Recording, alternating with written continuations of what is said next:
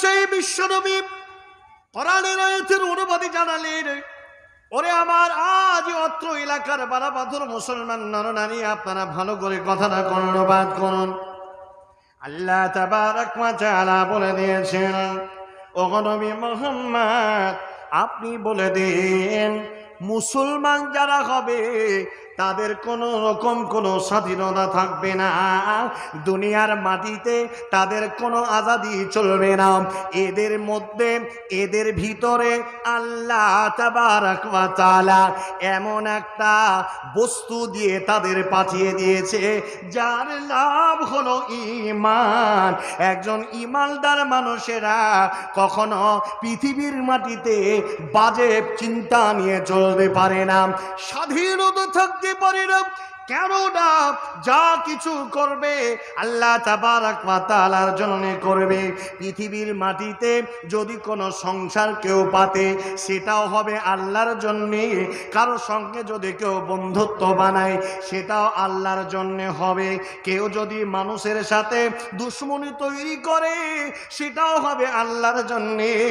কেউ যদি কোরবানি করে ত্যাগ তিতিক্ষা শুধু কোরবানির মানে এই জিলহজ মাসে ইব্রাহিম আলাইহিস সালামের সুন্নতের কোরবানি নয় বাপজি রে, কুরবানি কত রকমের আছে। একজন ভালো বন্ধু ছিল আমার, এই বন্ধুটা আল্লাহর জন্য ভালোবাসা তার জন্য গড়েছিলাম। আজ ছেলেটি আল্লাহর সঙ্গে শিরিক করে, আল্লাহ তাবারক ওয়া তাআলার যত বিধান আছে সংবিধান আছে এগুলোকে মানে না, তাই আমি তাকে ছেড়ে দিলাম। অতএব বন্ধু বানালাম আল্লাহর জন্য, আবার বন্ধুটাকেও ছেড়ে দিলাম আল্লাহর জন্য। এত কিছু কুরবানি করলাম পৃথিবীর মাটিতে আল্লাহ সন্তুষ্টির জন্য হক কথা বলেছি। হক কথা বলার কারণে আমাকে জেলে যেতে হয়েছে, সারাটা জীবন জেলে আমি কাটালাম। এটাও আমার জীবন আল্লাহর জন্য কোরবানি করা। বন্ধুরে আমার জিলহজ মাসে কোরবানি করা এটাও আল্লাহ তাবারক ওয়া তাআলার জন্য করা।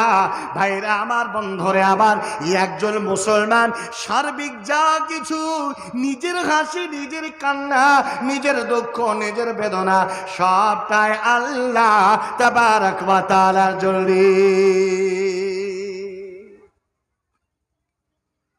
আমরা যাকে রব বলে স্বীকার করেছি তার নাম কি? জোরে বলেন, আল্লাহ। ভারতবর্ষের মাটির কথা বলি আপনাকে, বোম্বাইয়ের মাটিতে যদি যান আপনি, বোম্বাইয়ের মারাঠিদের জিজ্ঞাসা করো তোমাদের প্রভুকে, তারা বলবে আমাদের প্রভু হলো গণেশ। আবার যদি আপনি অন্য কোন জায়গায় গিয়ে জিজ্ঞাসা করেন তোমাদের প্রভুকে, তারা বলবে আমাদের প্রভু হলো শ্রীরাম, রামকৃষ্ণ। আবার কাউকে যদি যান আবার বলে তোমাদের প্রভুকে, তারা বলবে আমাদের প্রভু হলো দুর্গা। আবার যদি কোথাও যান কাউকে জিজ্ঞাসা করি নাকি ধর্মের লোকেদের তোমার প্রভুর নাম কি, তারা বলবে আমার প্রভুর নাম হলো কালী। আবার কেউ বলবে আমার প্রভুর নাম হলো জয় শ্রীরাম। কেননা এখন ভারতবর্ষের মাটিতে একটি স্লোগান উঠেছে, তারা বারবার যাকে দেখে, দাড়িওয়ালা দেখুক না কেন, পাঞ্জাবিওয়ালা দেখুক না কেন, নামাজি দেখুক না কেন, কোন মুসলমান যাকে দেখুক না কেন, তারা জোরের সঙ্গে বলে জয় শ্রীরাম, জয় শ্রীরাম। বন্ধুরে আমার, এতগুলো মাযহাবের লোকের কাছে গেলেন তাদের প্রভুর নাম এক একজন বলল। কেউ বলল গণেশ, কেউ বলল কালী, কেউ বলল সরস্বতী, কেউ বলল দুর্গা, কেউ আবার বলল জয় শ্রীরাম, কেউ বলল জয় শ্রীকৃষ্ণ। কিন্তু সারা পৃথিবীতে আপনি ভ্রমণ করুন এবং আপনি জিজ্ঞাসা করেন যেখানে মুসলমান আছে তাকে একবার জিজ্ঞাসা করেন তোমার সৃষ্টিকর্তার নাম কি, এক বাক্যে বলবে আল্লাহ রব্বুল আলামিন। লিল্লাহি তাকবীর, নারে তাকবীর। আমরা মুসলমান, আমি মুসলিম চিরনবীর আমি মুসলিম চিরনবীর মরণকে করি না ভয়, মরলে শহীদ বাঁচলে গাজী, মরলে শহীদ বাঁচলে গাজী, এটাই আমার পরিচয়। আল্লাহ তাবারক ওয়া তাআলার জমিনে একজন মুসলমান কাউকে ভয় করবে না। মহান আল্লাহ তাবারক ওয়া তাআলা বলেছেন, ওরে আমার বাপজিরা, ওরে আমার জননী মা বোন বেটিরা, আমার শুনে নাও, মহান আল্লাহ তাবারক ওয়া তাআলা তিনি বলে দিয়েছেন, ইন্নাল্লাযীনা ক্বালু রাব্বুনাল্লাহ সুম্মা ইসতাকামু তাতানাজ্জালু আলাইহিমুল মালায়েকা আল্লা তাখাফু ওয়া লা তাহজানু ওয়া আবশিরু বিল জান্নাতিল্লাতী কুনতুম তুআদুন।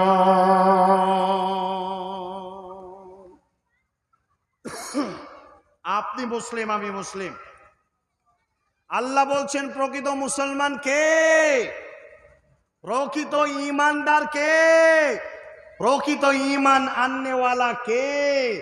একবার জিজ্ঞাসা করো, বলবে ইন্নাল্লাযীনা ক্বালু রাব্বুনাল্লাহ, নিশ্চয়ই যারা বলল আমার রব আল্লাহ, আল্লাহ ছাড়া দ্বিতীয় কোনো মাবুদ নেই, কোনো ইলাহ নেই, এই কথা বলে তার উপরে এসে দাঁড়িয়ে থাকলাম।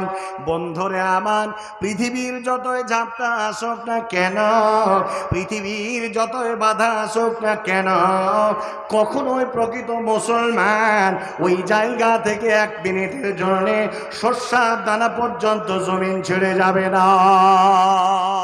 জোরে বলুন ইনশাআল্লাহ। কেন? রাসূল করিম সাল্লাল্লাহু তাআলা আলাইহি ওয়াসাল্লামের বলে দেওয়া মন্ত্র আমরা জেনে গেছি। হতে পারি বাপ দাদা 14 পুরুষের ধর্মের ঘরে আমরা জন্মগ্রহণ করেছি, আমরা মুসলমান, কিন্তু আজ আমরা এক কালিমা আমরা মন্ত্র শিখেছি নবীজির কাছে। বিশ্ব নবী যখন এই কালেমার বিরোধী, সারা পৃথিবীর লোকেরা, মুসলমানেরা, সারা পৃথিবীর লোকেরা এই কালেমার দুশ্মন আল্লাহর নবীকে আবু জাহাল, আবু লাহাব, উতবা, শাইবা, শোবা, মুগীরা, এরা এত নির্যাতন করেছিল, সেই পিরিয়ডের তদানীন্তন কালের সাহাবাদেরকে তারা স্থির রাখেনি। এখনো তো আমাদের উপরে সেই নির্যাতন আসে নাই, এখনো তো আমরা সেই কষ্ট কাঠিন্যের মধ্যে পড়ি নাই। ভাইজান, আল্লাহর নবী বললেন লা ইলাহা ইল্লাল্লাহ। এই কালেমা কত দামি, কত মূল্য!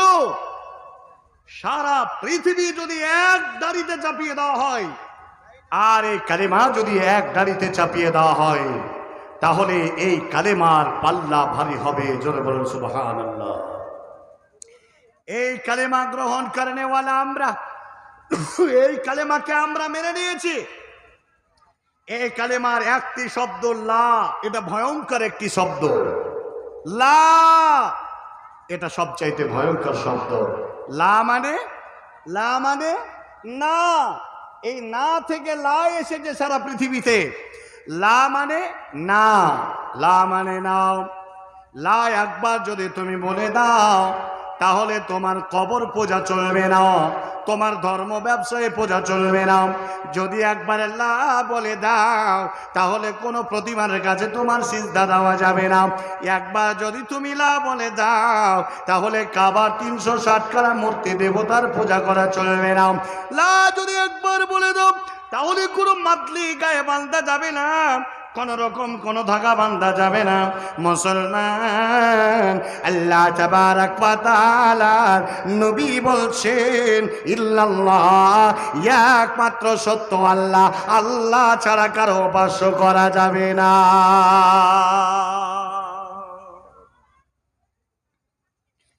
ভারতবর্ষের মাটিতে কেমন ভাবে মুসলিম আমরা বিচরণ করি শুনে নেন।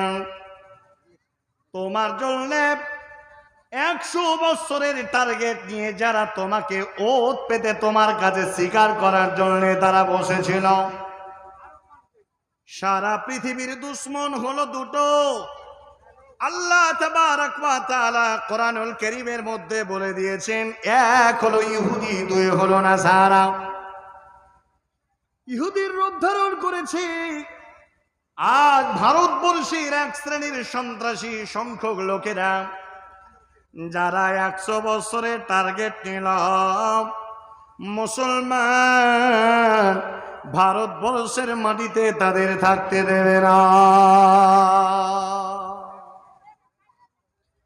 জৈন খ্রিস্টান মুসলিম, জৈন খ্রিস্টান মুসলিম, হিন্দু মুচি ডোম দখল ধাঙর, খ্রিস্টান, আমরা আলেম ওলামা, হানাফি, দেওবন্দি, আহলুল হাদিস সবাই মিলে আমরা ভারতবর্ষটাকে স্বাধীন করলাম।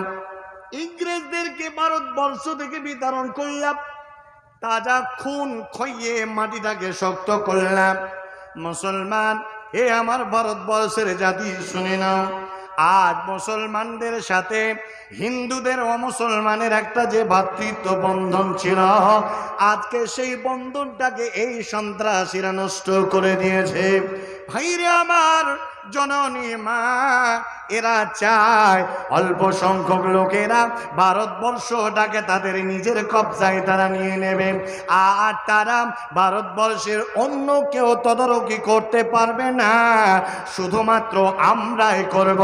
এই সন্ত্রাসী লোকেরা, এই সন্ত্রাসী দলেরা তাদের ধর্মের নাম, তাদের প্রভুর নামে স্লোগান দেয়, মানুষকে মারলেও স্লোগান দেয়, মানুষকে ঘরে ঢোকালেও স্লোগান দেয়।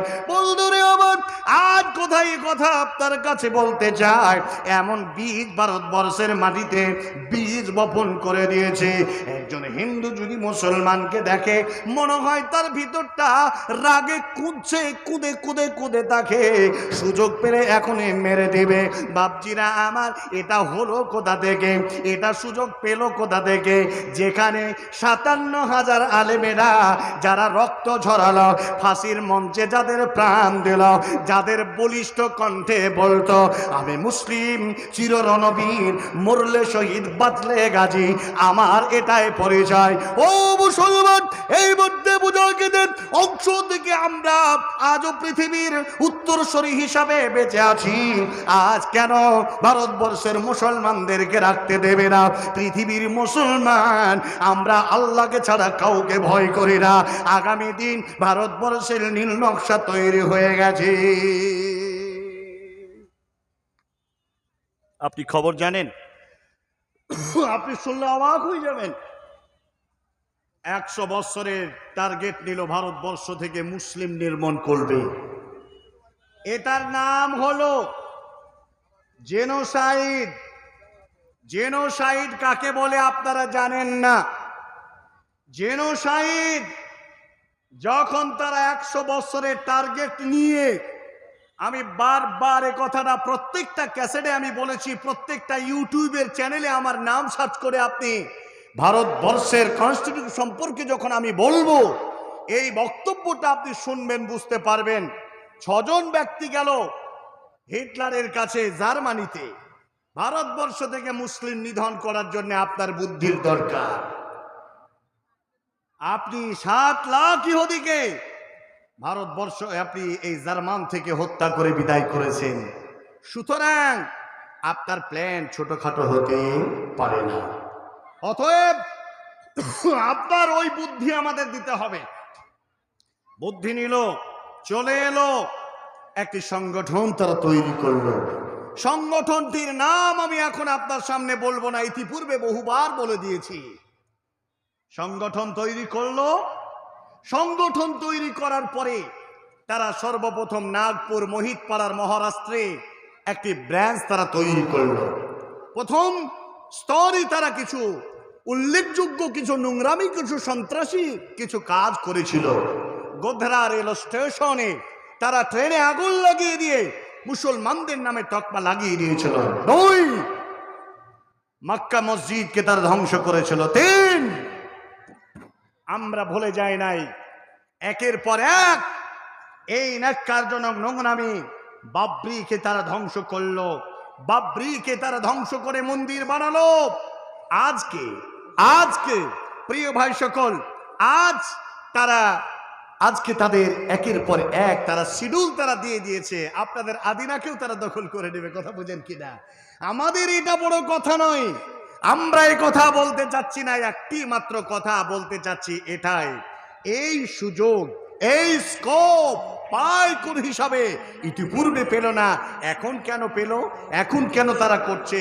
আগামী দিন 100 বছরের টার্গেট এই 2024 এবং 25-এ তারা কমপ্লিট করবে। তাদের সিদ্ধান্ত হলো জেনোসাইড চালু করে দাও। জেনোসাইড মানে পাইকারি হারে হত্যা।